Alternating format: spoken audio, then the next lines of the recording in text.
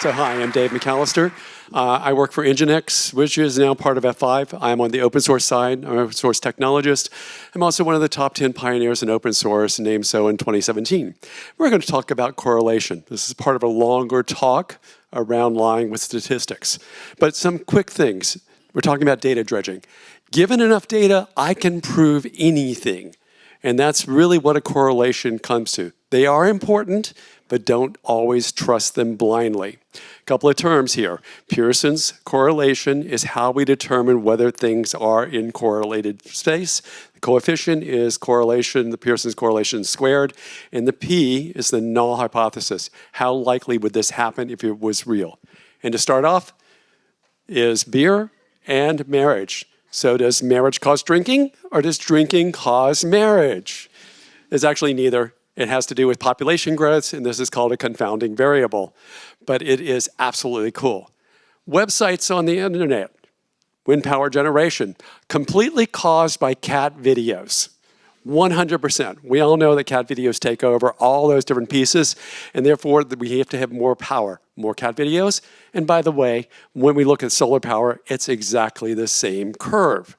So we can blame cats for our thing. I am owned by 3 cats. I'm used to being ignored.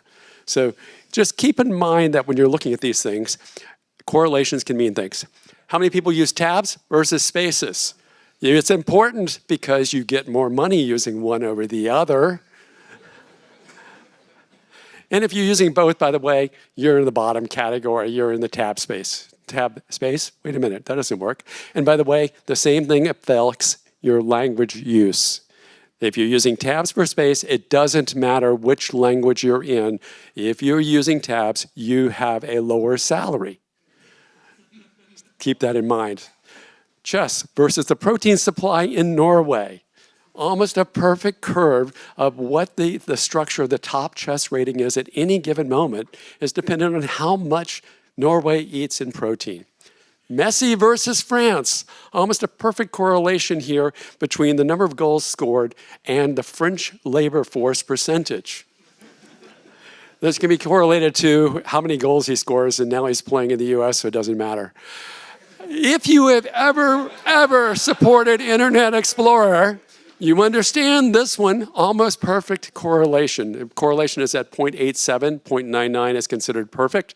1 is actually the same 2 lines. I live in San Francisco.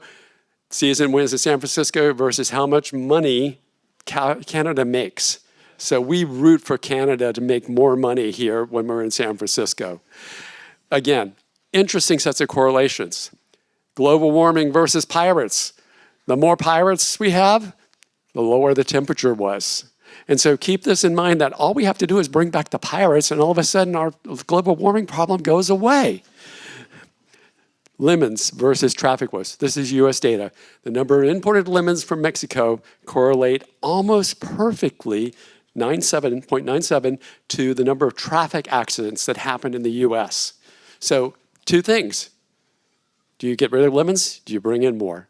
Marriage rate in California versus fossil fuel in Germany. I have no idea why this one correlates.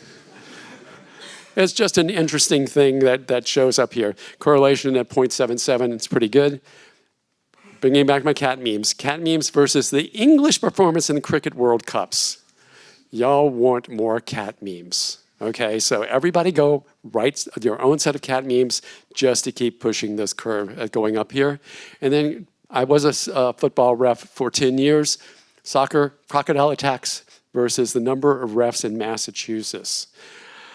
Again, we all know that referees like myself should be fed to the crocodiles, but preferably not immediately. This is chocolate consumption versus the Nobel Prize winners. The more chocolate you eat, the more likely your country is to win a Nobel Prize.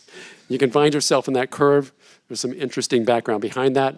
And then sort of everything correlates. If you dislike licorice, you probably understand HTML. I don't know that one either.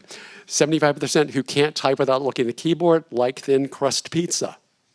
And then 58% who prefer soft serve like roller coasters. And keep in mind that 90% of every error is caused by somebody who's right-handed. with that, you can find me on LinkedIn as n/DaveMac or join the Nginx community. And thank y'all so much for listening to me. Thank you so much, Dave.